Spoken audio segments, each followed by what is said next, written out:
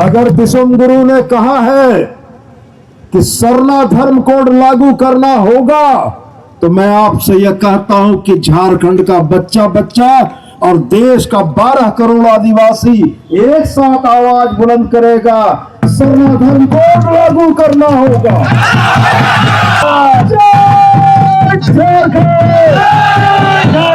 Bharatiya Janata party के तमाम वो आदिवासी नेता नकली आदिवासी हैं और आदिवासियों के हितों से उनको कोई मतलब नहीं है।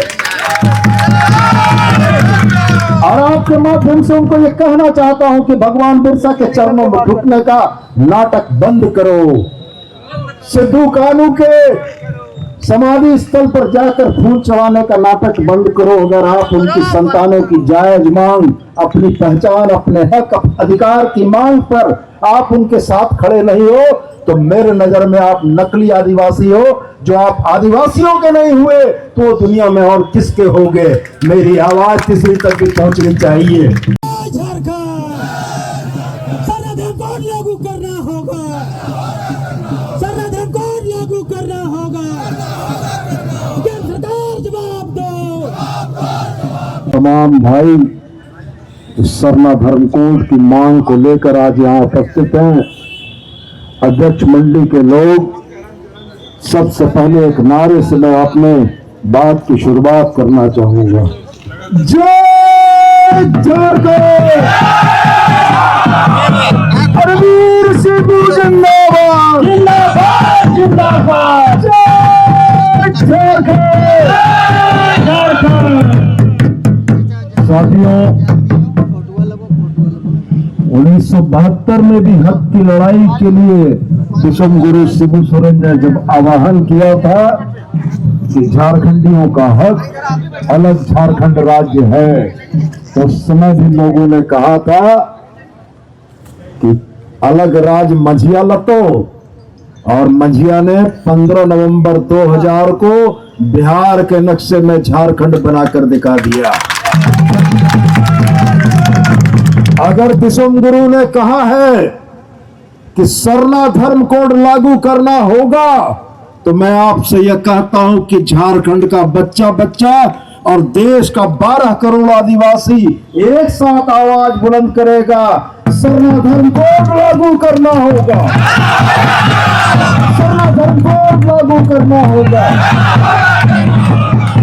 साथियों, संघर्षों की बड़ी लंबी परंपरा, बलिदानों की अनगिनत कहानियां, जिन संघर्षों के बूते जब नारा लगता था कि अरे कैसे लोगे झारखंड, झारखंड, अगर झारखंड नहीं मिला तो, अगर झारखंड नहीं मिला तो खून बहेगा सड़कों पर, यह नारा हमारा था कि कैसे लोगे झारखंड, झारखंड, अगर झारखंड नहीं मिला तो खून बहेगा सड़कों पर। तो मैं आपके माध्यम से यह याद दिलाना चाहता हूं कि झारखंड मुक्ति मोर्चा वही है, झारखंड मुक्ति मोर्चा के सिपाही वही है, झारखंड मुक्ति मोर्चा के कार्यकर्ता वही है, और झारखंड की धरती भी वही है जिसने प्रतिरोध के माध्यम से अपने अधिकारों को लिया है।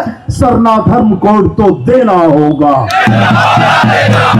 मैं आपके माध्यम से, इस मंच के माध्यम से दिल्ली से चल के आने वाले उन नेताओं से पूछना चाहता हूं, जब वो धरती आबा भगवान बिरसा मुंडा के चरणों में जाकर झुकते हैं, संथाल हुल के हमारे महानायक सिद्धू कानू के चरणों में जाकर झुकते हैं, लेकिन उनकी संतानों की इस जायज मांग कि सरना धर्म कोड लागू करो, इस पर वो अगर चुप रहते हैं, तो यह मानता हूं कि भारतीय जनता पार्टी के तमाम वो आदिवासी नेता नकली आदिवासी हैं और आदिवासियों के हितों से उनको कोई मतलब नहीं है। और आपके माध्यम से उनको ये कहना चाहता हूं कि भगवान बिरसा के चरणों में झुकने का नाटक बंद करो।